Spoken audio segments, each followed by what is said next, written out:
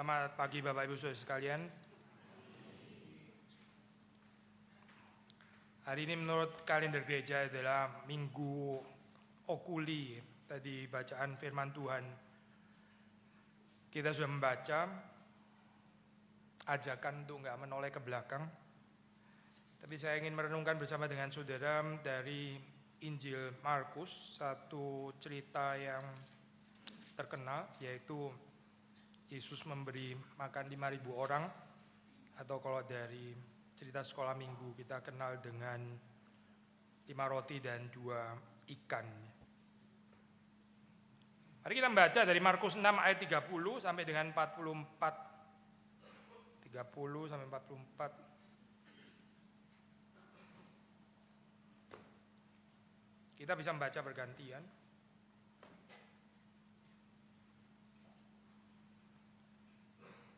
Saudara membaca bagian narator, kalimat narasi, saya baca semua kalimat langsung. Saudara baca kalimat tidak langsung. Kita baca Markus pasal ke-6 ayat 30. Saudara mulai dulu. Rasul-rasul itu, ayo, dan memberitahukan kepadanya semua yang mereka kerjakan dan ajarkan. Lalu ia berkata kepada mereka, marilah menyendiri ke tempat yang terpencil dan beristirahatlah sejenak. Sebab memang begitu banyaknya orang yang datang dan yang pergi sehingga makan pun mereka tidak sempat. Lalu berangkatlah mereka dengan perahu menyendiri ke tempat yang terpencil. Pada waktu mereka bertolak, banyak orang melihat dan mengenali mereka. Dengan mengambil jalan darat, bergegas-gegaslah orang dari semua kota ke tempat itu sehingga mendahului mereka. Ketika mendarat, Yesus melihat orang banyak berkerumun, maka tergeraklah hatinya oleh belas kasihan kepada mereka, karena mereka seperti domba yang tidak mempunyai gembala. Lalu mulailah ia mengajarkan banyak hal kepada mereka. Pada waktu hari mulai malam, datanglah murid-muridnya kepadanya dan berkata, tempat ini terpencil dan hari mulai malam. Suruhlah mereka pergi ke kampung-kampung dan desa-desa sekitar sini, supaya mereka dapat membeli makanan bagi diri mereka. Namun jawabnya, kamu harus memberi mereka makan. Kata mereka kepadanya, haruskah kami pergi membeli roti seharga 200 dinar untuk memberi mereka makan? Ia berkata kepada mereka, berapa banyak roti yang ada padamu? Cobalah periksa. Sesudah mengetahuinya, mereka berkata, 5 roti dan 2 ikan. Lalu ia menyuruh mereka mengatur semua orang berkelompok di atas sumur. Mereka pun duduk berkelompok-kelompok, ada yang 100, ada yang 50 orang. Setelah mengambil 5 roti dan 2 ikan, ia menengadah ke langit dan mengucap syukur. Lalu memecah-mecahkan roti itu dan memberikannya kepada murid, supaya menyajikannya kepada orang-orang. Begitu juga ia membagikan kedua ikan itu kepada mereka semua. Lalu mereka semuanya makan sampai kenyang. Kemudian mereka mengumpulkan potongan-potongan roti sebanyak 12 bakul penuh dan sisa-sisa. Yang ikut makan roti itu ada 5.000 orang lagi. Mari kita berdoa. Saudara berdoa untuk diri saudara masing-masing. Saudara mendoakan orang di kanan, di kiri, di depan, di belakang saudara. Dan saudara juga mendoakan saya. Mari kita buka suara. Bapa dalam surga, pada saat ini kami sekali lagi mohon berkat anugerah Tuhan. Ketika kami merenungkan firman-Mu, kami berharap supaya Roh-Mu yang kudus boleh bekerja dengan leluasa, menerangi hati dan pikiran kami, supaya kami boleh mengerti apa yang menjadi kehendak Tuhan. Firman-Mu, Tuhan menyembunyikan hamba-Mu di balik kemuliaan Tuhan, dan biarlah Engkau menyatakan kemuliaan-Mu sendiri, agar kami bisa melihat keindahan firman Tuhan yang meneguhkan kami, yang menguatkan kami, dan kami boleh persuaded, convinced dengan apa yang Tuhan nyatakan pada pagi hari ini. Kami rindu supaya Engkau ada di tengah-tengah kami. Berkati setiap orang di ruangan. Demi Yesus Kristus kami berdoa. Amin. Saudara, ini satu cerita yang kalau saudara Kristen dari kecil kita sudah mendengar cerita ini dari sekolah minggu ya. Ini salah satu cerita yang berhasil masuk ke dalam kanon cerita sekolah minggu. Sehingga ini merupakan satu cerita yang gak asing ya untuk kita. Tapi berjalan bersama dengan pertumbuhan kita, ya bukan cuma secara umur, tapi juga our spiritual journey, kita harusnya mengenal firman Tuhan dengan perspektif yang makin lama makin dalam. Ya. Bukan untuk membuat kita makin sombong dan makin sok tahu, untuk merasa pintar, karena teologi bukan untuk itu. Tapi membuat kita lebih mencintai Tuhan, lebih mengenal diri kita, dan lebih mencintai sesama. Ada bagian-bagian yang menarik supaya kita bisa gali ya di dalam cerita ini.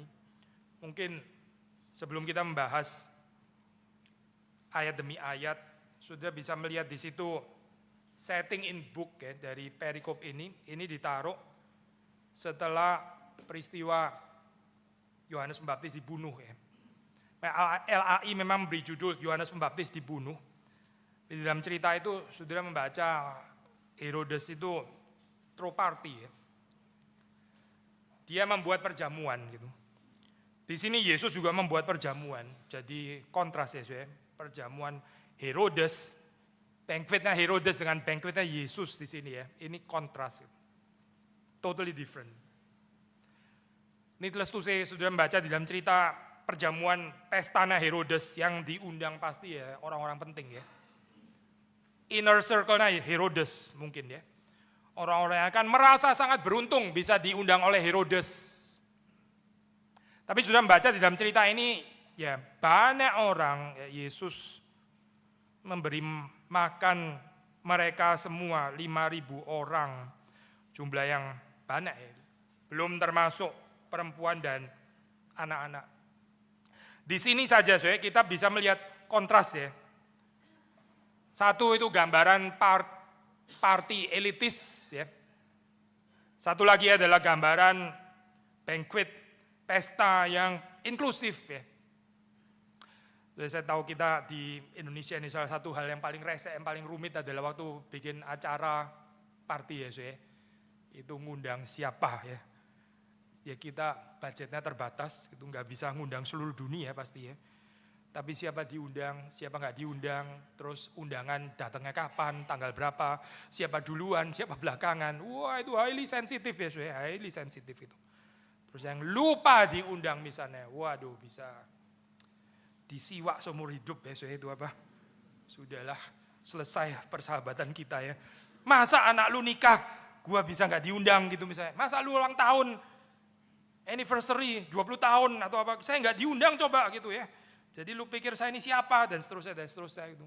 Rumit sekali ya urusan party itu ya, sampai mungkin ada orang demikian takutnya, sudahlah nggak usah pesta gitu ya. Kadang-kadang antara ketakutan menyinggung orang sama pelit agak sedikit susah dibedakan, memang mungkin pelit sih sebetulnya gitu. Sudah melihat di dalam cerita ini ya, Herodes ya jelas dia raja ya, nggak ada orang tersinggung, coba tersinggung dipenggal langsung sama Herodes. Tapi dia akan memilih siapa orang-orang yang dia anggap layak untuk masuk ke dalam pestanya. Tapi sudah melihat Yesus mengundang semua orang ya di sini untuk makan bersama dengan dia. Not to mention waktu Herodes mengadakan party ini ya, perhaps ya bukan tentang mereka yang diundang, it's more about himself ya, tentang dia sendiri sebenarnya. Herodes kepingin show off kemewahannya, ya dia sebagai raja dia bisa kasih throwing party yang segini mewah dan sebagainya dengan makanan-makanan yang mungkin jarang ya, yang high quality, Michelin star ya. Tapi Yesus waktu throw party ini ya, kalau saya boleh pakai istilah ini juga ya, waktu mengadakan banquet ini ya Yesus nggak ada motivasi mau flexing ya, ini bukan tentang flexing. Herodes mungkin flexing, Yesusnya tidak.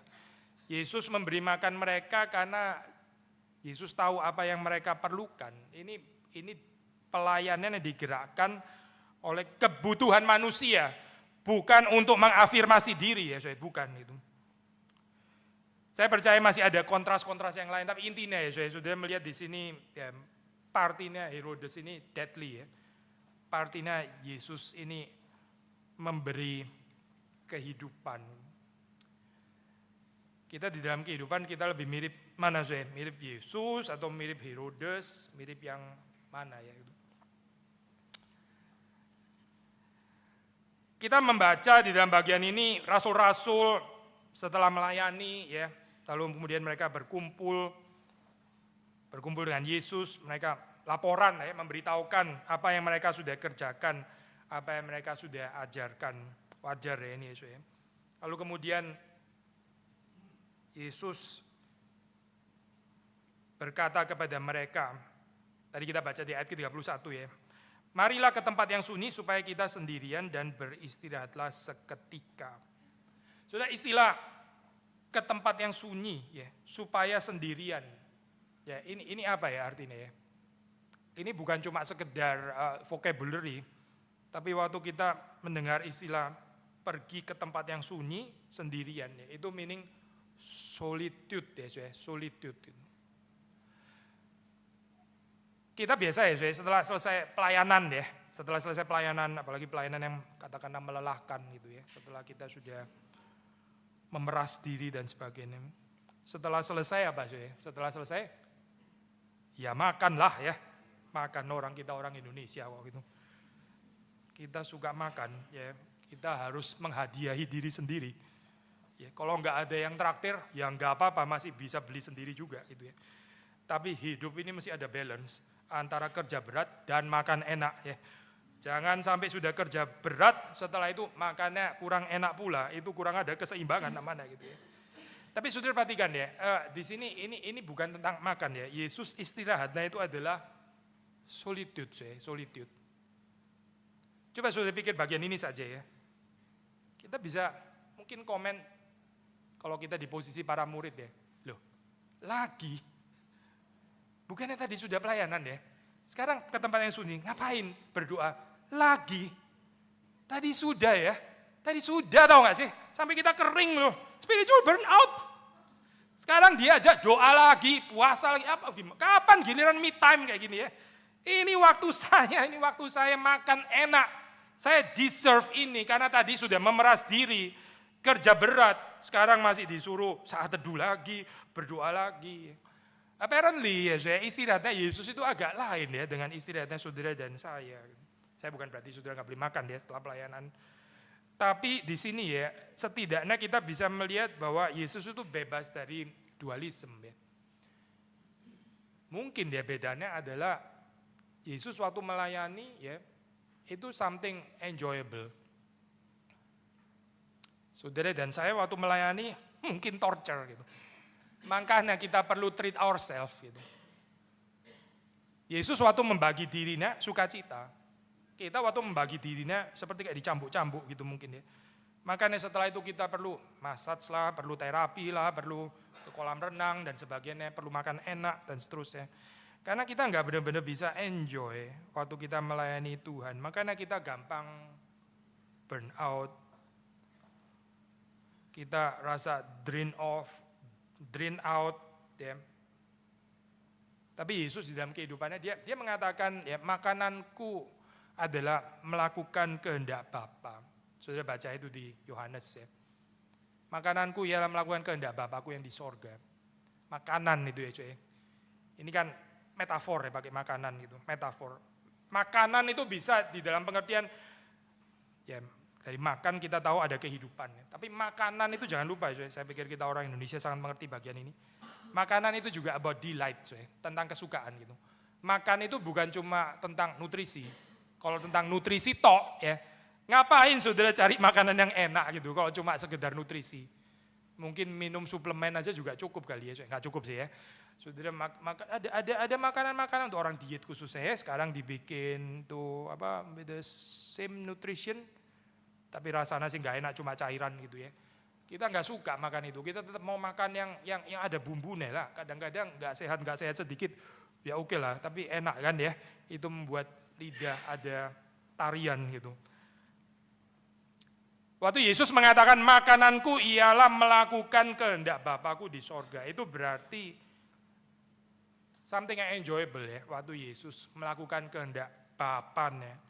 Maka di sini waktu mengajak istirahat itu adalah Pergi ke tempat yang sunyi, ya.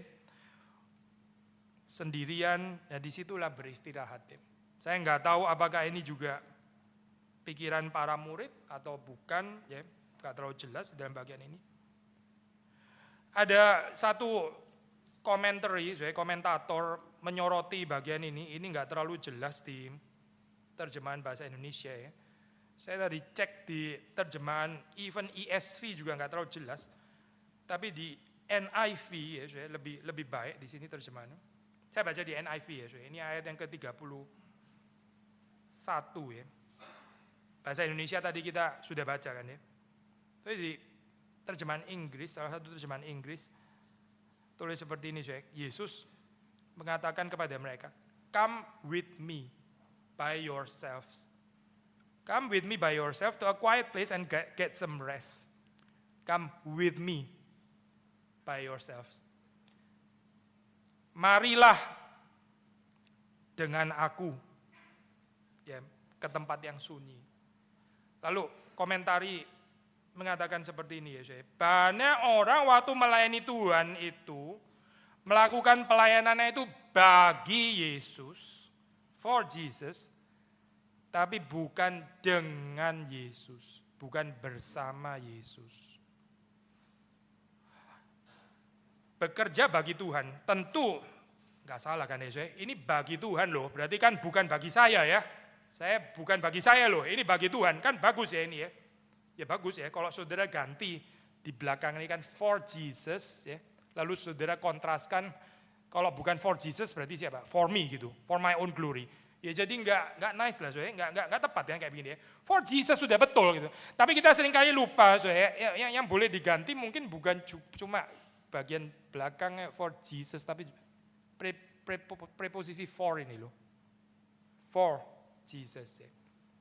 For Jesus, oke, for Jesus gitu. Bukan for me, at least bukan for me gitu. Not for my family, ini for Jesus.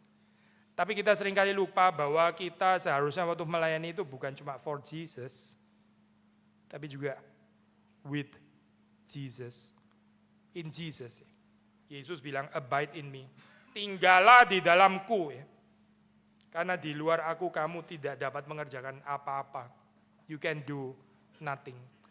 Kenapa saya di dalam kehidupan ini ada orang-orang yang spiritual burnout ya, jadi pengurus. Setelah berapa tahun, saya mundur dulu ya, saya istirahat. Istirahat berapa saya? 5 tahun itu. Kok lama bener ya saya? 5 tahun. Istirahat kok lama ya. Di sini Yesus berapa lama ini istirahat? Marilah kita ke tempat yang sunyi supaya kita sendirian selama 5 tahun gitu.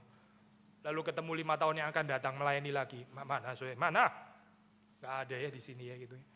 Tapi di dalam kehidupan ini saudara dan saya kadang-kadang kita bisa burn out, merasa seperti kayak too much dan seterusnya. Memang hal ini kompleks ya, saya tahu ini kompleks gitu ya, banyak hal yang kita bisa soroti dari berbagai macam angle. Tapi kalau kita belajar dari perikop hari ini, mungkin kita lupa bahwa bekerja, ya, pelayanan itu bukan cuma bagi Tuhan, tapi juga bersama Tuhan. Pelayanan bersama Tuhan, bukan hanya bagi Tuhan. Bagi Tuhan itu kita bisa merasa seperti kayak sudah persembahan, ya sudah memeras diri, mendedikasikan hidup kita habis-habisan gitu ya, mencoba untuk tulus dan seterusnya dan seterusnya. Sampai terus kemudian kita dibawa kepada kesadaran bahwa kita ini terbatas. Resource saya habis ya. Masa saya lagi gitu. Masa harus selalu saya, nggak ada yang lain atau bagaimana gitu ya. Tapi Yesus mengajak sekali lagi ya, di dalam terjemahan salah satu bahasa Inggrisnya, come with me by yourself. Come with me. Datang bersama dengan aku, kita pergi bersama dengan aku. Bukan kebetulan mungkin di sini ya, bicara tentang ke tempat yang sunyi ya. Karena setiap kali ya, kita perlu dikuatkan lagi. Pelayanan itu apa sih? Pelayanan itu bukan saudara mencoba untuk memeras diri dari apa yang ada pada saudara, bukan itu sih gambarannya gitu. Pelayanan itu adalah kita menyalurkan, ya, memancarkan apa yang kita terima dari Tuhan. Kalau kita nggak terima dari Tuhan, nggak ada yang bisa dipancarkan. Apa yang ada di dalam diri saudara dan saya itu cuma kedagingan. Nggak ada yang menarik dari diri saudara dan saya. Gitu. Yang ada dari diri saudara dan saya cuma uring-uring kali ya. Kepahitan itu. Nah, itu dari saudara dan saya. Gitu. Kemarahan, ya. Capek, lesu, ya, uring-uringan, ya itu dari saudara dan saya. Nah, kita nggak bisa melayani di dalam spirit seperti ini kan ya, saudara. Kecuali seseorang di dalam kehidupannya itu mendapatkan apa yang dia terima dari Tuhan, nggak ada yang layak boleh diberikan kepada orang lain. Makanya di sini, saudara, sekali lagi ya, bukan cuma melayani Tuhan atau melayani bagi Tuhan, bekerja bagi Tuhan, tapi juga bekerja dengan Tuhan, bekerja bersama Tuhan. Kalau kita membaca di dalam bagian ini menarik ya, saudara. Orang-orang yang dilayani ini saking antusiasnya, whatever motivasi mereka kita nggak terlalu tahu gitu ya. Tapi sangat mungkin salah. Tapi mereka bisa mendahului ya, mereka bisa mendahului Yesus dan murid-murid yang naik perahu. Ini terus terang saja, saudara, agak susah ya dibayangkan ya. Saudara bisa bayangin nggak ya, ini kan bagaimana ya orang bisa jalan darat dan lebih cepat gitu. Jalan darat kan harusnya lebih muter kan ya. Misalnya ya, ini danau gitu ya. Misalnya ini danau gitu. Ya, dari sini ke sini gitu ya. Dari sini ke sini. Kalau darat kan ya gini kan ya. Betul kan ya, saya? Kok bisa jalan darat yang shortcut, terus kemudian jalan perahu itu yang muter? Memang ada macet apa di danau gitu kan ya? Kan aneh ya, saya gambaran ini ya. So, kalau kita fantasi sedikit ya, kemungkinan mereka ini lari sih, kemungkinan mereka ini lari. Jadi mereka mendahului, ya. Mereka cepet-cepetan, kayaknya mereka bisa predik. Oh, dia akan nyebrang ke sana, oh kita cepet-cepet ke sana gitu ya. Dan betul, mereka tiba, ya, mereka mendahului, mereka ada di sana terlebih dahulu. Lalu terus kemudian waktu Yesus mendarat, Yesus melihat sejumlah besar orang banyak. Lalu Alkitab mencatat, maka tergeraklah hatinya oleh belas kasihan. Coba ya, saudara dan saya coba menaruh posisi kita di dalam diri para murid. Kira-kira apa yang ada di pikiran kita ya? Ini lagi, orang ini lagi ya. Aduh, ini seperti ibaratnya kayak orang sudah konseling 3 jam ya. Konseling 3 jam sudah tutup doa gitu ya. Terus dia pulang, dia balik lagi, Pak sebentar, saya masih belum selesai. Lagi gitu ya. Lagi, orang ini lagi gitu. Saya kadang-kadang saya juga bisa kehabisan kesabaran. Kalau orang dari, ini sharing undang-undang sedikit ya. Ya, hamba Tuhan juga manusia sih. Itu jemaat gereja lain. Terus tanya-tanya ya, saya kadang-kadang dalam hati saya batin ya, pendetamu itu ngapain sih sebetulnya di sana? Kenapa lu nggak tanya pendetamu aja sih ya? Kenapa tanya saya? Bukan berarti saya nggak mau jawab sih. Saya jawab juga ya. Tapi sambil jawab, sambil ngingetin gitu ya. Itu di situ ada hamba Tuhan ya. Hargailah pendetamu ya. Konselinglah dengan pendetamu. Karena bagi saya itu sehat deh saya. Orang bisa berjemaat, lalu ikut persekutuan doanya, lalu kemudian dia konseling sama pendeta itu, dia dengar firman Tuhan di sana, dia ikut seminar di gereja itu, dia PA di sana, ya, dia paduan suara juga di sana. Kan sehat ya saya seperti itu ya. Tapi kadang-kadang ya saya ada jemaat yang kayaknya mau the best of everything. Kalau core di gereja ini, konseling sama pendeta itu, kebaktiannya di sini ya. Waktu persekutuan di gereja sana gitu. Lalu jualan sama jemaat gereja sana. Waduh, rumit ya kayak gini ya. Jadi dia mau the best of everything gitu. Ini orang yang nggak menghargai gereja lokal ya, saya. Nggak menghargai gereja lokal. So, saya balik lagi ke sini ya.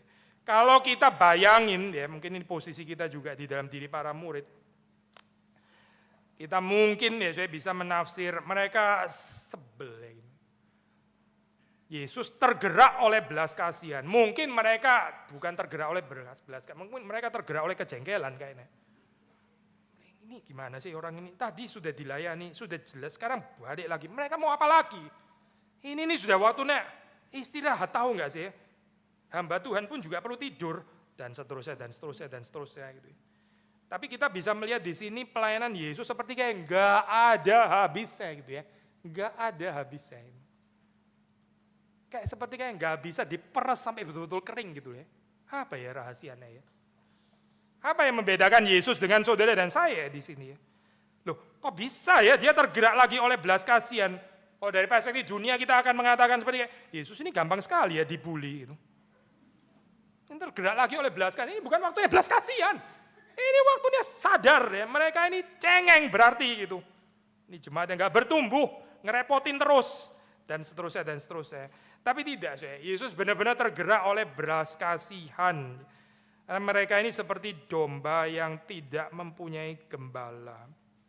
Menarik di sini Alkitab menyatakan bahwa dia kemudian mengajarkan banyak hal kepada mereka. Mengajarkan. Di dalam Markus ya, kita membaca ya, ini yang sangat ditekankan oleh Markus. Yesus melakukan banyak hal kita tahu ya, termasuk di dalam bagian ini. Dia juga melakukan mujizat, dia memberi makan kenyang dan sebagainya. Tapi salah satu pelayanan yang sangat ditekankan oleh Markus di dalam perspektif Markus tentang kehidupan Yesus adalah teaching ministry, teaching ministry. Waktu Yesus di sini tergerak oleh belas kasihan hatinya, dia mengajarkan banyak hal kepada mereka. Ini berarti kebutuhan manusia itu ya adalah mengenal Allah, mengenal kehendak Tuhan. Saya nggak tahu apa yang ada di dalam pikiran saudara ya, waktu kita datang ke gereja, waktu kita beribadah kepada Tuhan, apa yang ada di dalam hati saudara gitu. Tapi kita perlu belajar, kita perlu belajar karena pengenalan kita akan Tuhan itu incomplete ya, belum selesai gitu. Mengenal Tuhan itu liberating, mengenal Tuhan itu memberikan hidup di dalam segala kelimpahan. Karena kita ini punya distorted knowledge, bukan cuma tentang ourselves, tapi juga tentang Tuhan. Seringkali yang kita bayangkan tentang Tuhan itu bukan betul-betul Tuhan yang dinyatakan dalam kitab suci, tapi Tuhan yang kita bayangkan sendiri. Termasuk juga di dalam bagian ini. Orang-orang ini datang kepada Yesus, orang-orang ini seperti mengejar Yesus, tapi sebetulnya apa yang mereka harapkan? Apakah betul mereka memang mau diajar oleh Tuhan, atau mereka mengharapkan sesuatu yang lain? Nanti kita kembali kepada poin ini ya. Tapi di sini Markus menyatakan bahwa Yesus kemudian mengajarkan banyak hal kepada mereka. Kita bertumbuh, saudara dan saya bertumbuh kalau kita semakin mengenal Allah, bukan semakin menjalani kehidupan yang makin lama makin comfortable, bukan itu bukan. Bukan hidup makin lama makin ringan, ya. Lalu kemudian kita bertumbuh, atau hidup makin lama makin sehat, makin segar bugar, itu namanya kita bertumbuh, tadinya sakit-sakitan gitu misalnya. Bukan itu bukan. Tapi kalau kita semakin mengenal Tuhan, ya kita bertumbuh. Yesus setelah berbelas kasihan, dia mengajarkan banyak hal kepada mereka. Saudara perhatikan di sini ya. Ini kan peristiwa memberi makan 5.000 orang. Enggak ada Enggak ada either or gitu ya. Ini bukan sesuatu yang either or. Mencukupi kebutuhan fisik mereka dan mengajarkan mereka ya. Memang berbeda. Tapi ini enggak dikompetisikan gitu ya, enggak dikompetisikan. Yesus tahu kok bahwa orang-orang ini lapar dan membutuhkan makanan secara fisik ya. Tapi mereka juga punya kebutuhan rohani. Dua-duanya dicukupkan oleh Tuhan. Gereja bagaimana, Bagaimana dengan kita? Sekali lagi ya, Yesus mencukupkan baik kebutuhan rohani maupun kebutuhan fisik, dua-duanya. Yesus mengajarkan banyak hal kepada mereka. Lalu kemudian ya hari sudah mulai malam, lalu murid-muridnya datang kepadanya. Ini wajar ya, saya ngomong kalimat seperti ini. Tempat ini sunyi, hari sudah mulai malam. Suruhlah mereka pergi supaya mereka dapat membeli makanan di desa-desa, di kampung-kampung di sekitar ini. Ya wajar dong, kan kita sudah melayani mereka, sudah tambah ekstra ya. Yesus sudah mengajar mereka banyak hal, berarti sudah cukup dong ini. Sudah dong, sekarang dismiss ya, dismiss. Ita missa est, sudah tahu istilah itu ya, bahasa Latin. Missa ya. Ita missa est ya. You may be dismissed ya. Itu setelah selesai. Missa ya, saudara boleh diutus pergi gitu ya. Karena sudah selesai kan? Ita missa est.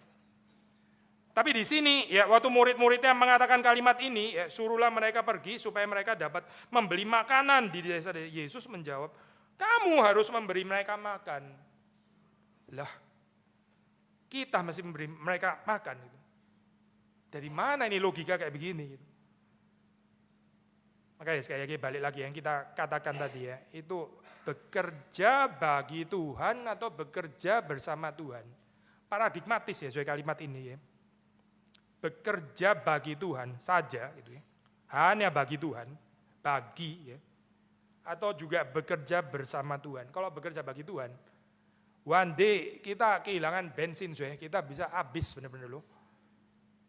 Lalu diperes terus kita bisa, ini sudah habis, sudah nggak ada airnya. Saya masih mau ditekuk lagi gitu. Mau ditekuk lagi gitu. Suruh persembahan lagi gitu. Saya suruh pelayanan lagi. Saya lagi yang mesti besuk. Saya, yang lain ini ngapain? Enak aja mereka gitu, enak aja gitu. Berarti nggak enak ya saya melayani Tuhan. Persembahan nggak enak, melayani nggak enak. Ikut Tuhan nggak enak, semuanya nggak enak. Alangkah kontrasnya dengan yang dikatakan Yesus ya. Makananku ialah melakukan kehendak Bapakku yang di sorga. Yesus ada delight ya, ada kesukaan waktu melakukan kehendak Bapaknya. Tapi kita ada kalkulasinya ya. Saya melayani sih oke gitu. Tetapi sampai di sini ya porsinya gitu.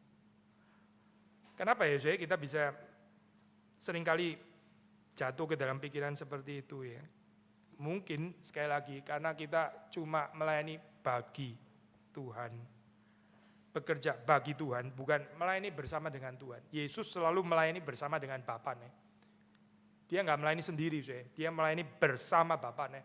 Dan Yesus sekarang challenge murid-muridnya itu melayani bersama dengan dia. Bukan cuma bagi Tuhan. Melayani bersama Yesus itu nggak ada habisnya, karena ini luber, overflowing. Saya suka istilah ini, ini istilah yang saya belajar dari pendeta Stephen Tong. Pelayanan yang luber, sudah tahu luber ya? Luber dikontraskan dengan bocor, tahu bocor ya? Bocor itu sudah mengalirkan air tapi pelan-pelan sendiri kering gitu. Lalu kalau sudah kering mana? Mesti isi lagi gitu ya. Karena sudah kering ya, ini kalau sudah habis gini mesti diisi lagi dong ya. Karena kalau enggak ya kering lah gitu kan ya, kering dong. Saya mesti isi lagi nih pakai yang ini, isi lagi tuang ya. Sampai penuh lagi, melayani lagi. Itu namanya recharge gitu ya. Recharge. Recharge istilah yang seperti kayak sederhana ya, make sense gitu ya. Tapi istilah tinggal di dalam Yesus itu bukan urusan recharge. Tahu recharge ya? Ini loh. Ini kan baterai lama-lama habis ya. Lalu waktu habis recharge dong, benar kan ya? Recharge, ditusuk lagi ya. Terus mulai penuh lagi, kalibrasi ya, copot lagi, habis lagi, tusuk lagi, habis lagi gitu kan ya. Saudara pikir pelayanan kayak begitu? Bukan, bukan. Pelayanan bersama dengan Yesus itu ibaratnya kalau mau tetap pakai metafor ini ya. Ini kabelnya di sini terus gitu. Ya kalau ini sih rusak lama-lama gitu ya. Tapi kalau nempel dengan Yesus nggak rusak sih, enggak. Itu kalibrasi terus gitu ya. Karena energinya itu selalu dari tempat lain. Ini bukan saya ambil dari Tuhan, oke, sekarang sudah penuh. Let's squeeze ourselves gitu ya. Sampai kering kerontang, nanti kalau sudah habis, datang lagi kepada Tuhan, kita retreat. Atau kita ikut KKR ya. Kebaktian, penyegaran rohani. Supaya apa? Supaya recharge. Atau perhaps as simple as datang ke gereja ikut kebaktian. Itu namanya recharge. Recharge untuk disiksa, lalu recharge lagi, siksa lagi, recharge, siksa, recharge, siksa. What a miserable philosophy of ministry juga kayak begini ini. Yesus bilang tinggallah di dalam aku, tinggal. Bukan nempellah selama 50 menit sampai full bateraimu, lalu setelah itu pergilah daripadaku karena aku terganggu. Ya. Setelah itu kalau habis baterai, datanglah lagi kepadaku. Mana ada sesuai ayat kayak gitu? Mana ada coba? Tapi kita sering kali pakai model kayak begini ya, makanya baterainya sering kali habis. Baterainya habis. Lalu waktu baterainya habis, uring-uringan, marah-marah, highly sensitif, ya, nggak bisa kesenggol punya. Karena apa Ya karena nggak melayani bersama dengan Yesus. Maka saudara membaca di dalam bagian ini waktu Yesus bilang, kamu harus memberi mereka makan. Wah ini Mungkin ya kalau saya baca boleh tafsir sedikit dengan kalimat yang mungkin agak sinis ya. Jadi, haruskah kami membeli roti seharga 200 dinar untuk memberi mereka makan? Kita ini nggak ada loh, mau kasih mereka makan segini. Siapa yang bisa bawa makanan sebanyak ini? Jadi kalau nggak ada makanan gimana? Ya mesti traktir mereka. Kalau traktir ya itu namanya perlu uang. Uangnya berapa? Paling sedikit 200 dinar untuk orang sebanyak ini ya. Kita perlu 200 dinar. Uangnya pun ini dari mana? Ini uang keluar kasnya siapa ini sebetulnya kayak begini ya. Ada kalimat komentar yang bagus ya. Saya mau kutip ini dari komentar. Dia bilang kalimat ini ya. Manusia ya seringkali fokus, seringkali komplain tentang apa yang mereka kurang, apa yang tidak ada pada mereka.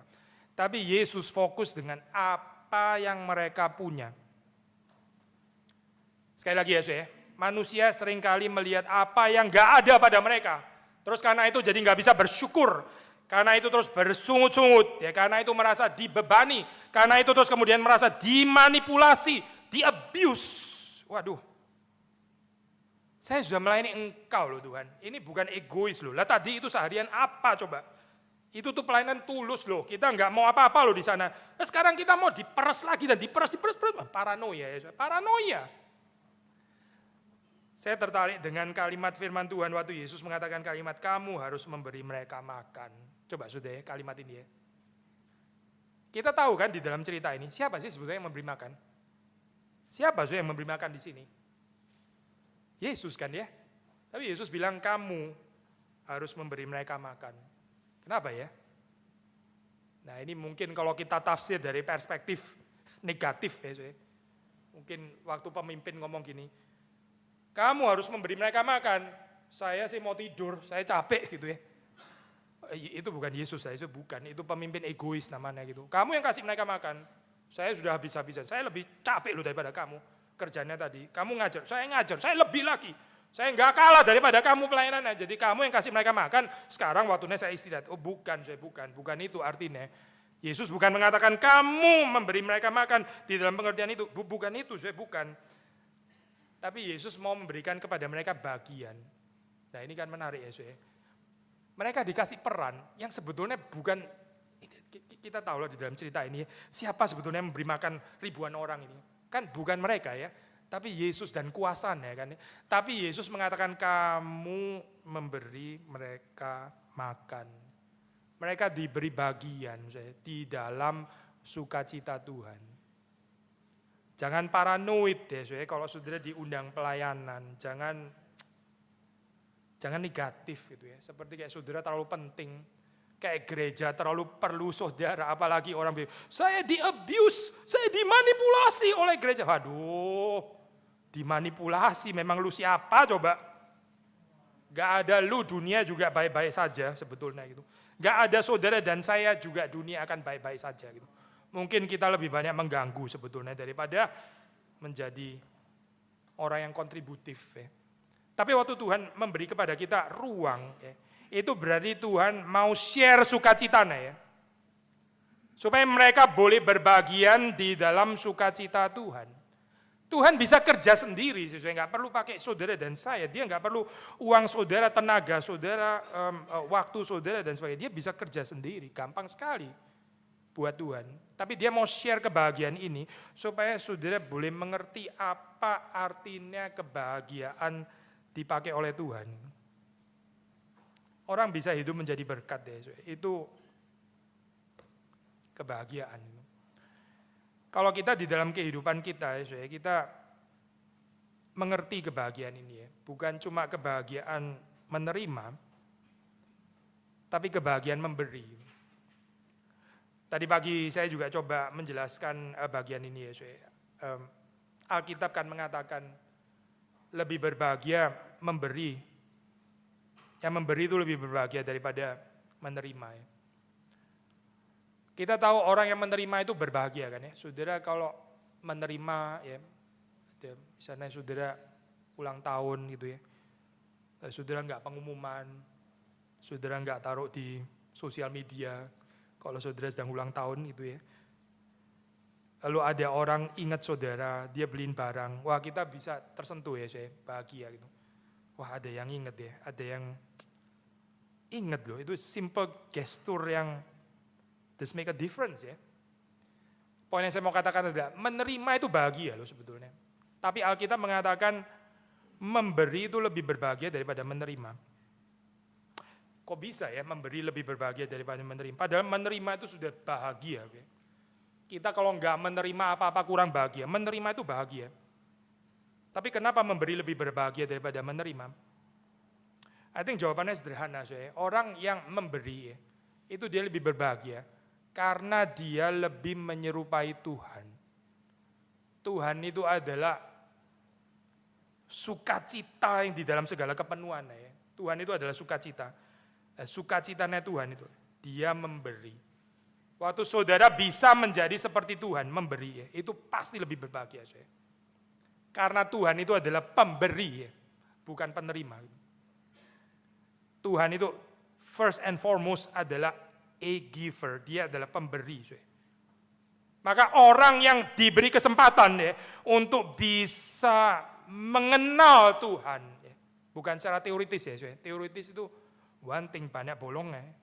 Tapi mengenal Tuhan dengan menjadi seperti Tuhan, menyerupai Tuhan, itu orang betul-betul bahagia. Dia tahu apa artinya kebahagiaan Tuhan. Tuhan itu memberi. Maka seseorang yang memberi, ya dia seperti Tuhan. Dia pasti lebih berbahagia daripada yang menerima. Maka di sini Tuhan waktu mengatakan, kamu harus memberi mereka makan. Ini bukan mau another siksaan, another peres lagi, squeeze lagi, siksa lagi. Bukan. Itu pandangan orang yang gak ada iman. Pandangan orang pikirnya kok jahat sekali ya. By the way, bicara tentang jahat kalau sudah baca di dalam perumpamaan talenta itu ada 3 hamba ya. Apa bedanya? Hamba 1, 2, 3 Bukan soal talentanya berapa banyak, memang itu beda sih ya. Tapi bukan di sana kan penekanannya ya. Bukan karena hamba yang 1 dapat 5, 2 ini cuma 1 gitu misalnya. Cuma 1 juga nggak apa-apa, that's not the issue. Bukan urusan 1 talentanya. Tapi hamba yang ketiga ini berpikir jahat tentang Tuhannya. Itu loh berpikir jahat.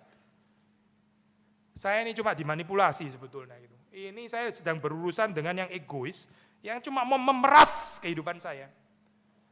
Saya disuruh persembahan lagi dan lagi, saya disuruh korban lagi dan lagi. Sebetulnya saya ini cuma diperalat, dimanipulasi. Pikirannya itu jahat jahat.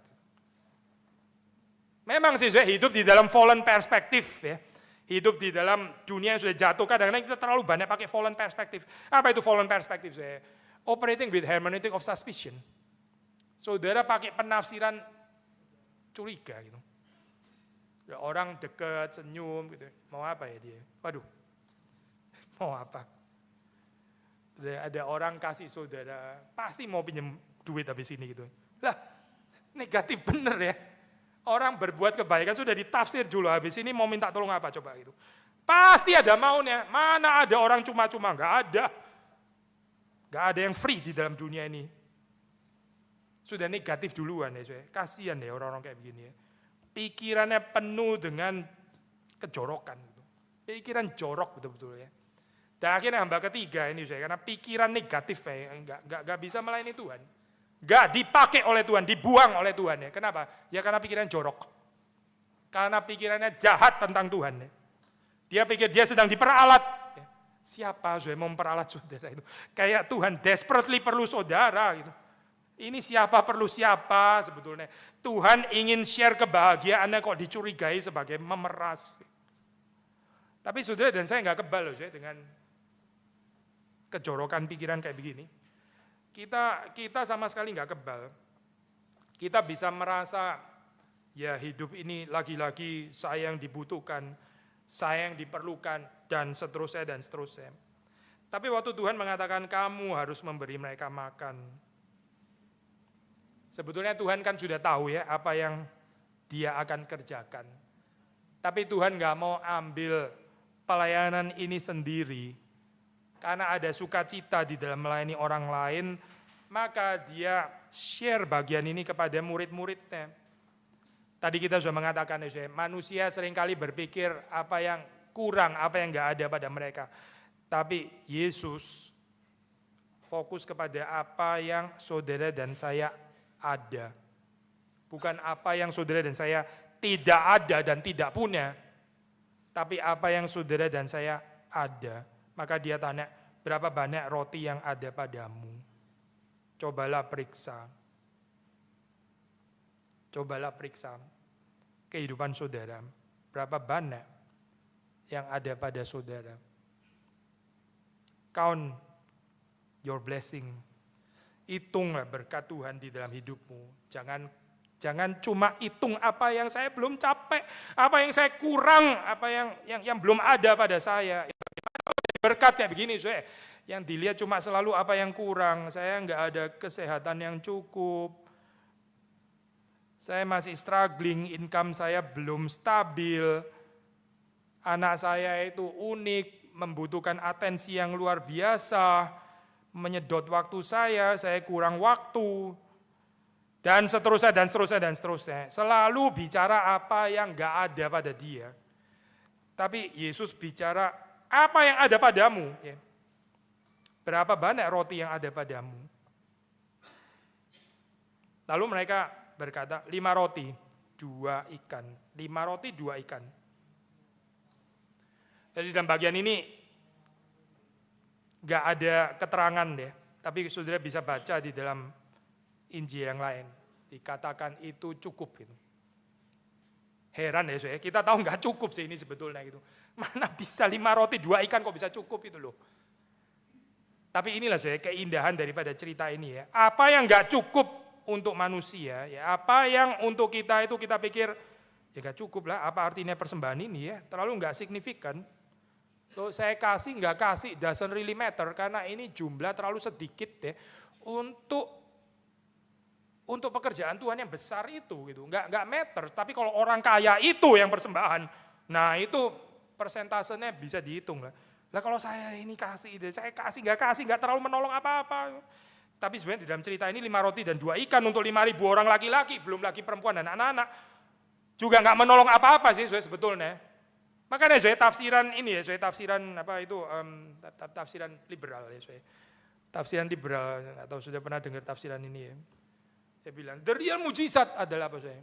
Mujizat, nah itu sesungguhnya adalah orang-orang pelit ya, orang-orang pelit itu bisa diubahkan hatinya menjadi orang yang bisa sharing. Bagus juga ya tafsiran kayak begini ya. Memang banyak orang pelit itu betul ya. Dan bahwa generosity ya itu something, saya setuju gitu. Tapi saudara tahu nggak ya persoalan tafsiran kayak gini di mana gitu? Persoalannya adalah your and my generosity doesn't really help sebenarnya gitu. Karena kita punya generosity ini paling banter ya cuma 5 roti dan 2 ikan. Ini apa artinya saya untuk kebutuhan yang 5.000 orang laki-laki ini? Saudara bisa bayangin nggak satu ini kan 5 roti ya. Let's talk about roti nih, belum ngomong ikannya gitu. Ngomong rotinya saja ya, ini satu seandainya kita let's say exclude, ya ini nggak boleh sebetulnya, tapi anggaplah lah, cuma ngomongin 5.000 orang laki-laki, nggak usah ngomong perempuan dan anak-anak, anggaplah ya, makannya diwakili oleh papanya, ini nggak benar kayak gini ya. Jadi, saya makan as your husband, saya makan ya anak-anak, saya mewakili, jadi kenyangnya ntar saya cerita gitu misalnya, waduh ini bapak egois kayak begini ya. Tapi anggaplah lah, misalnya ceritanya kayak begini gitu ya. Jadi yang makan cuma 5.000 orang laki-laki ini saja gitu, sebagai perwakilan keluarga. 1 roti itu dibagi 1.000. Ya, berapa kecil coba gitu. Gimana bagi 1.000 itu? Siapa yang akan ngitung di sini ya? Bagi 100 saja sudah rumit, ini dibagi 1.000. Jadi sudah dibagi 100, sudah kecil-kecil banget. Ini masih dibagi 10 lagi. Aduh, kalau kayak gini mah sudah mendingan saya makan sendiri aja gitu.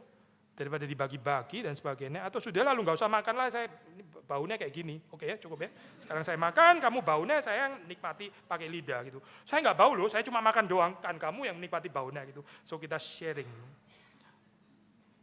Kita bisa pakai macam-macam kalkulasi ya untuk ini ya. Bagi ini anak yang menyerahkan, ya di sini nggak ditulis ya, di bagian lain dikatakan ini anak kecil yang menyerahkan gitu. Mungkin juga bisa berpikir seperti ini, kan nggak cukup ya sebetulnya. Tapi bukankah seringkali dalam kehidupan saudara dan saya kita juga berpikir kayak begini ya. Ini persembahan saya, ini dedikasi saya ya, pelayanan saya, waktu saya, talenta saya ya, kesehatan saya yang pas-pasan ini ya. Ini mau dipakai apa untuk Tuhan? Bagaimana pakainya? Iya kalau saya masih muda, Iya kalau uang saya banyak. Iya kalau talenta saya 5.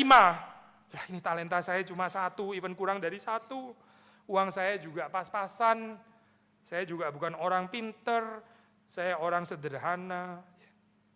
Tapi bukankah ini orang sederhana yang ada di sini? Persembahannya pun juga sederhana. Cuma 5 roti dan 2 ikan. Yang sama sekali nggak cukup sebetulnya untuk 5.000 orang laki-laki ini. But that's the beauty of cerita ini kan sebetulnya. Makanya tadi tafsiran mere moralistic story. The moral of the story is, hati-hati ya, the moral of the story, itu berarti cerita moralistik namanya. Ya jadilah orang yang generous, ya jangan jadi orang itu jangan pelit. Ya oke lah, memang generous lebih baik daripada pelit. Tapi sekali lagi ya, your and my generosity sebetulnya nggak terlalu menolong sih sebenarnya. Karena yang kita persembahkan, kita bisa persembahkan itu dibandingkan dengan keluasan pekerjaan Tuhan, itu incomparable, benar-benar incomparable. Jadi waktu orang melayani Tuhan, jangan sombong ya, entah dengan uang, entah dengan harta, dengan waktu, dengan perasaan, dengan talenta, dan seterusnya, dan seterusnya. Itu cuma sebagian kecil saja, benar-benar. Sebagian kecil saja gitu. Kalau saudara mengerti ini, saudara akan melihat kepada Tuhan yang melipat gandakan ini ya. Bukan tentang kontribusi saudara dan saya, bukan. Apa artinya? Cuma 5 roti dan 2 ikan ini. Dibanding dengan kebutuhan ribuan orang ini, nggak ada artinya, betul-betul nggak ada artinya. Tapi Yesus bilang, kamu harus memberi mereka makan. Kamu. Heran deh, siapa sih kita ini, dipakai oleh Tuhan. Yang kerja dari awal sampai akhir itu sebetulnya kan Tuhan. Semuanya Tuhan, dari awal sampai akhir, semua Tuhan yang kerja. Tapi Tuhan masih bilang, kamu yang memberi mereka makan. Isn't that beautiful, Kok bisa ya saya diberi tempat gitu? Ini kalau saudara ada satu pesta ya, misalnya ya, pesta yang mewah sekali ya. Terus saudara cuma siapin 1 garpu doang, taruh di salah satu meja itu. Pestanya 1.500 orang ya. Saudara cuma bawa 1 garpu doang taruh di situ ya. Terus ini orang bilang, pemimpin pestanya, dia yang siapin pesta ini. Apa enggak sungkan kayak begini nih? Apa enggak sungkan ya? Saya yang menjamu orang ini. Saya cuma bawa 1 garpu tadi loh. Siapa saya ini? Tapi Tuhan bilang, kamu yang memberi mereka makan. Kalau sudah mengerti rahasia ini ya, kita akan jarang burn out lah, kita akan jarang punya pikiran negatif. Memang kita nggak kebal sih, kita bisa jatuh. Tapi ini kan akan minimum, akan minimal gitu. Tapi seringkali pikiran negatif lah, terus kemudian kita rasa drain out dan sebagainya. Ya karena kita nggak mengerti bahwa yang bekerja dari awal sampai akhir ini sebetulnya Tuhan. Waktu Tuhan tanya, berapa banyak roti yang ada padamu? Apa dia nggak bisa bikin roti? Oh, gampang sekali ya, dia bisa menciptakan roti dari batu kalau dia mau. Nggak usah pakai rotinya siapapun yang beri di sini, nggak perlu ini. Dia juga bisa menciptakan out of nothingness, creatio ex nihilo. Itu dia sudah pernah lakukan. Nggak ada yang susah di dalam bagian ini. Sudah di dalam cerita Yohanes ya, itu ada cerita Yesus mengubah air menjadi anggur. Ada yang dicocokkan di dalam penyelidikan historical Jesus di dalam bagian yang agak awal. Itu orang menggambarkan, loh ini kan mirip sama cerita Dionysius ya. Dionysius itu juga menyediakan anggur. Wah ini cerita kayaknya fotokopi ini gitu ya. Itu di dalam penyelidikan historical Jesus yang agak awal-awal ya. Ini liberal scholarship ya. Terus waktu dibanding-bandingkan lebih lagi ya. Dionysius nggak pakai air, Yesus pakai air. Lah ini lebih keren Dionysius ceritanya. Dionysius menyediakan anggur, Yesus masih pakai air deh. Kalau dari bayangan ini ya, bayangan dunia seperti kayak Yesus kurang keren ya. Kenapa dia mesti pakai air? Padahal di dalam cerita Dionysius, dia bisa memberikan begitu saja gitu ya. Seperti kayak lebih out of nothingness. Lebih dari ketiadaan, lebih keren nggak sih, saudara? Yang mana ya, saudara? Lebih keren ya. Pakai air atau nggak pakai air gitu. Atau di sini ya, saya balik lagi ya. Pakai rotinya orang-orang ini atau anak kecil ini ya, atau nggak pakai roti. Yang mana sebetulnya lebih keren itu? Kalau dari pandangan bawah, ya lebih keren nggak pakai roti. Tapi kalau nggak pakai roti, berarti saudara dan saya nggak ada bagian. Ya sudah benar-benar kerja sendiri Tuhan gitu. Tapi waktu di sini Yesus tanya berapa banyak roti yang ada padamu. Sekali lagi ya saudara. Yesus mau melibatkan kita di dalam sukacita berbagian di dalam pekerjaannya. Dia enggak monopoli, dia enggak ambil semuanya sendiri. Saudara dan saya dikasih bagian. 5 roti, 2 ikan. Lalu Yesus menyuruh orang-orang itu semuanya duduk berkelompok-kelompok. Saya enggak ada waktu saya untuk membahas ini, waktunya sudah hampir habis. Tapi waktu kita bandingkan dengan cerita perjanjian lama, ini mirip seperti yang dilakukan oleh Musa. Jadi Yesus di sini mau mengatakan inilah penggenapannya ya. Musa yang memberi makan orang Israel dengan roti yang dari sorga, roti yang dari Bapa. Nah sekarang cerita ini seperti kayak diulang lagi ya, tapi ini sebetulnya adalah klimaksnya, cerita tentang Kristus yang memberikan kepada mereka the true manna, yaitu dirinya sendiri.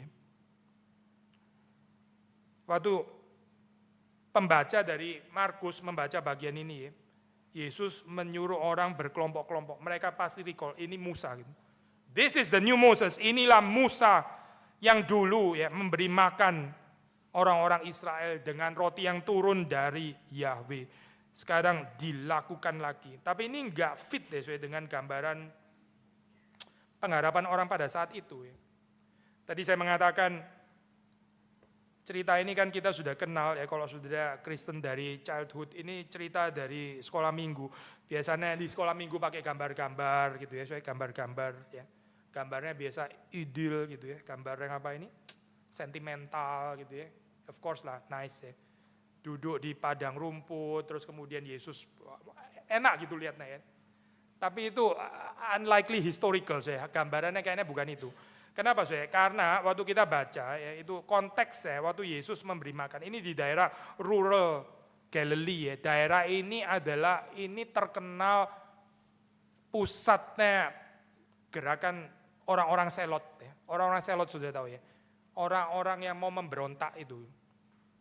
Jadi waktu ada 5.000 orang berkumpul ya. Ini bukan 5.000 orang yang nggak tahu lagi ngapain, barusan kena pecat lah. Ya sudahlah, kita dengerin Yesus. Bukan. Mereka ini sedang mengharapkan political messiah. Ini kita habis ini akan uprise. Dan kayaknya ini nih pemimpinnya, ini Mesias yang dijanjikan. Kita habis ini akan memberontak. Jadi ini bukan gambaran orang duduk tenang-tenang terus mendengarkan pengajaran Yesus. Gitu. Waktu diberi makan, semuanya kenyang ya. Ini adalah orang-orang yang sudah siap memberontak. Mungkin ada yang bawa pisau di situ saya. Tapi kalau pakai gambaran cerita sekolah minggu, bawa pisau gitu ya, arit gitu, waduh menakutkan ya. Anak-anak coba lihat ini ya, bawa apa? Arit gitu misalnya. Waduh, ini mau cerita apa untuk sekolah minggu kayak begini ya? Makanya bagian ini nggak masuk ya, gambaran orang baik-baik gitu ya. Tapi itu mungkin nggak historis ya gambaran itu gitu. Gambaran aslinya adalah orang yang sudah siap memberontak. Makanya waktu sudah membaca di dalam cerita Injil Yohanes, dikatakan bahwa mereka mau memaksa Yesus menjadi raja. Ini berarti apa saya? Mereka datang dengan pengharapan mereka sendiri. Mereka bukan mau dikenyangkan oleh Yesus, tapi mereka berharap Yesus menjadi seperti versi yang mereka kehendaki. Bagian ini pun ya seringkali juga adalah pandangan saudara dan saya kan. Kita berharap gereja itu seperti apa? Gereja itu harusnya gini-gini. Saya kalau datang ke gereja saya harusnya diperlakukan seperti ini. Kalau saya pelayanan di gereja harusnya begini perlakuannya ya. Tuhan itu harusnya begini terhadap saya. Harusnya dia jadi political messiah. Harusnya dia menyembuhkan penyakit saya. Harusnya dia mengerti kesulitan jiwa saya. Harusnya gitu. Kapan ya orang seperti ini mengenal Tuhan itu? Yang ada adalah dia memaksa Tuhan untuk menjadi cocok seperti apa yang dia mau. Ini orang Kristen ya, mungkin sudah bertahun-tahun, mungkin bahkan puluhan tahun datang ke gereja, tapi nggak pernah bertumbuh, alias nggak pernah mengenal Tuhan. Tadi pagi saya share bagian ini, kenapa kita sangat kritikal ya terhadap teologi sukses prosperity gospel, terhadap health and wealth gospel, ya, teologi kemakmuran. Mengapa saya? Karena orang kan diiming-iming ya, kalau kamu persembahan, ya, kalau kamu memberi, nanti kamu akan menerima lebih banyak. Memberi, menerima lagi. Dari good news-nya apa saya? Balik ya, lagi dan lagi tentang menerima gitu. Gak ada pengenalan yang bertumbuh akan semakin mengenal menyerupai Tuhan, berbagian di dalam sukacita, memberi seperti Tuhan. Gak ada. Yang adalah memberi supaya kamu menerima lebih baik. Jadi tentang menerima dong kalau kayak begini. Everything is about receiving. Bukan tentang sharing, bukan tentang memberi. Kalau memberi pun itu memberi supaya menerima lagi. Bolak-balik urusan menerima. Ini berarti ya saya sengaja memberi orang di dalam keadaan childish. Gitu. Orang itu terus dibikin kanak-kanak, gak bertumbuh dan tidak mengenal Tuhan. Bahaya banget ya saya, ini gambaran seperti ini ya. Orang gak bertumbuh dan tidak mengenal Tuhan. Tapi kalau kita bertumbuh ya, kalau kita bertumbuh ya kita akan semakin menyerupai Tuhan. Maka saudara melihat di dalam bagian ini ya, orang-orang banyak ini datang dengan satu tujuan menjadikan Yesus raja ya. Especially saudara bisa baca itu di dalam Injil Yohanes.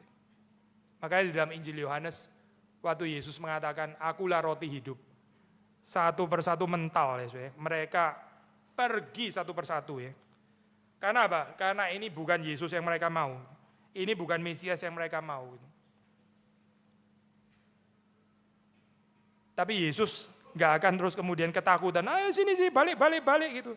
Oke lah saya akan menyesuaikan diri menjadi seperti yang kamu mau. Ya pasti tidak, tidak itu.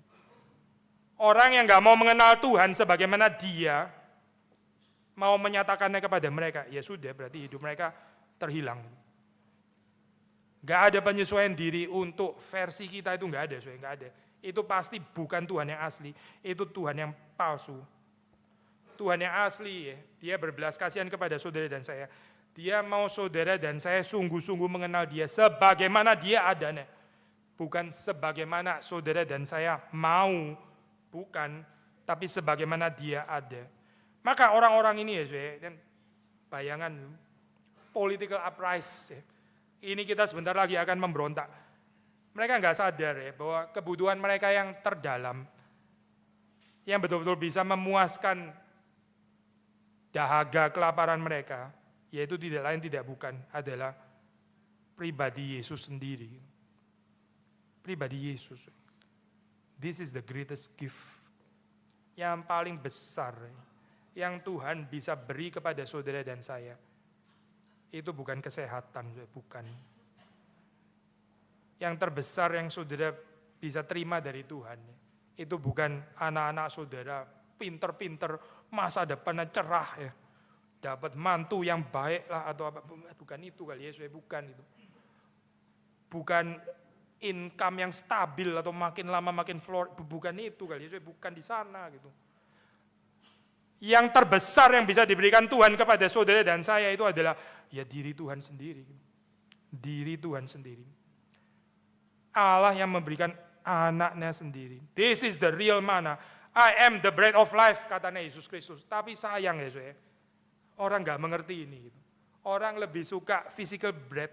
Orang lebih suka physical blessing. Orang gak tertarik ya dengan pribadi Yesus. Saya tertarik ada satu lagu ya, ini lagu yang mungkin agak tua, agak jarang dinyanyikan juga sih setahu saya. Tapi lagunya itu sederhana ya, mengatakan dapat Yesus, dapat semuanya. Kalau saya dapat Yesus, then I have all that I need. Semuanya saya dapat itu. Tapi kalau saya nggak dapat Yesus di dalam kehidupan saya, apapun juga yang saya dapat di dalam kehidupan ini, nothing, nggak ada artinya gitu. Nggak ada artinya tanpa Yesus. Tapi Yesus itu sungguh-sungguh adalah segala-galanya. Harap kita bertumbuh ya di dalam kehidupan kita ya. Kalau kita bertumbuh, kita semakin mengenal Tuhan, kita akan lebih appreciate Yesus lebih daripada semua berkat yang lain. Gak mungkin ada berkat yang bisa melampaui Kristus, itu gak mungkin, gak ada ceritanya itu. Mana ada yang lebih besar daripada Tuhan, Apa yang bisa lebih besar daripada Roh Kudus? Apa yang bisa lebih besar daripada Yesus Kristus? Apa yang bisa lebih besar daripada kepenuhan Allah yang diberikan di dalam Kristus oleh Roh Kudus di dalam kehidupan saudara dan saya? Gak ada yang lebih besar daripada itu. Maka kita berdoa kepada Tuhan ya, supaya di dalam hidup yang sementara ini ya, kita boleh terus mendapatkan Tuhan. Orang yang mendapatkan Tuhan, orang yang dijamu oleh Tuhan ya, itu dia boleh terus mengalirkan berkat keluar ya. Kayak nggak ada capeknya gitu ya, nggak ada letih, nggak ada hitung-hitungan ya. Mungkin satu poin terakhir ya, ini terakhir. Sudah membaca di dalam ayat 41 ya. Yesus setelah dia mengambil roti dan ikan, dia menengadah ke langit dan mengucap berkat, lalu memecah-mecahkan roti itu dan memberikannya kepada murid-muridnya. Berarti ini apa sih? Berarti murid-murid di sini pun juga sedang dilayani. Murid-murid ini diajak oleh Yesus untuk melayani, tapi mereka sendiri sedang dilayani. Sekali lagi kenapa saudara dan saya seringkali burn out ya? Mungkin kita waktu melayani gak dilayani oleh Tuhan. Saya kadang-kadang ini waktu perjamuan kudus ya, itu kan ada pengurus maju ke depan ya. Ini bukan cuma sekedar ritual pengurus maju kan distribusi roti dan anggur ya. Waktu balik ya, ada yang mau ambil sendiri gitu ya. Saya kepingin pukul tangannya, tapi nggak boleh. Ini kan perjamuan kudus, masa pukul-pukulan di perjamuan kudus nggak oke ya. Tapi maksudnya saya mau koreksi, lu ini kenapa sih ketakutan kehabisan atau kiasu bener ya? Ini Surabaya ya, bukan kota itu gitu. Jadi tenang saja gitu ya. Tapi ada keindahan waktu yang mendistribusi, yang melayani itu sendiri juga dilayani. Diambilin ini ya, diambilin ini loh. Kamu juga sedang dilayani. Kamu bukan cuma sedang melayani, kamu juga perlu pelayanan Tuhan. Bahkan hamba Tuhannya pun juga sedang dilayani oleh Kristus waktu perjamuan kudus. Karena the real host itu adalah Kristus, bukan gereja, bukan hamba Tuhan, bukan pendeta. Kalau saudara mengerti ini ya, pelayanan kita itu bahagia loh, benar bahagia. Tuhan yang kerja dari awal sampai akhir, saudara dan saya dilibatkan, padahal Tuhan sudah sebetulnya juga nggak butuh-butuh banget kita gitu ya, tapi sudah diundang ke dalam bahagia Tuhan, dan bahkan di dalam pelayanan pun ya saudara dan saya sedang diberkati. Kurang apa coba ya? Dan yang the good news, the best news of everything adalah Tuhan sedang memberikan diri nih bagi saudara dan saya. Di dalam pelayanan yang saudara dan saya sedang kerjakan, kita sedang menikmati Tuhan. Harap besok kita bertumbuh ke dalam kedewasaan seperti ini di dalam kehidupan perjalanan kita mengikut Tuhan.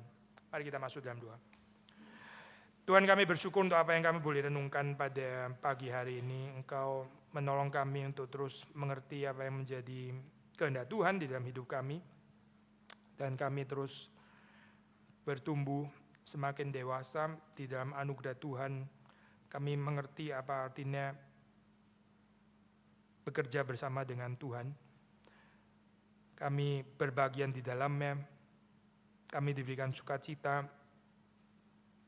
Dan kami juga menikmati Engkau. Kami sendiri juga dilayani lagi dan lagi oleh Tuhan.